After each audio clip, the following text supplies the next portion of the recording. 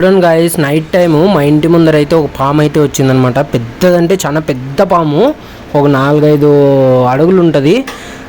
మా డాగ్ని అయితే వాకింగ్ తీసుకొని పోయి వచ్చినాం అనమాట. డాగ్ అయితే ఈ స్నేక్ని పసిగట్టి దబ్బనైతే పరిగెత్తిపోయింది. ఎందుకు వీడు ఇంత ఫాస్ట్గా పరిగెత్తిపోతున్నాడు అని చెప్పేసి పోయి అయితే చూసినాం అనమాట. వాడు ఆల్రెడీ వాడు వాష్రూమ్ అంతా చేసేసినాడు, కానీ ఎందుకు పరిగెత్తున్నాడు అని పోయి చూస్తే ఇంత పెద్ద స్నేక్ గాయస్. ఇది ఏం పామో నాకు అర్థం కాలే, అంటే నాగుల పాము ఏమో. ఇంతకు ముందు కూడా ఒక స్నేక్ వచ్చింది, బట్ అది నేను చూసేసరికి మా డాగ్ అప్పుడు హాఫ్ కిల్ అయితే చేసేసింది అనమాట ఆ స్నేక్ని.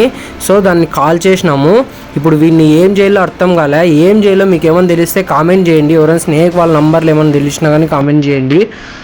జాగ్రత్తగా ఉండండి గాయస్. నైట్ టైమ్స్ ఇంటి ముందర పొదలు గిదలు ఉండే వాళ్ళు అయితే ఇంకా జాగ్రత్తగా ఉండండి.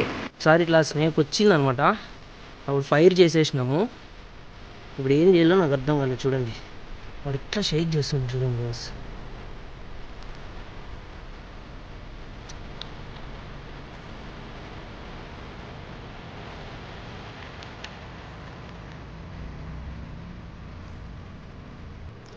శివయ్య,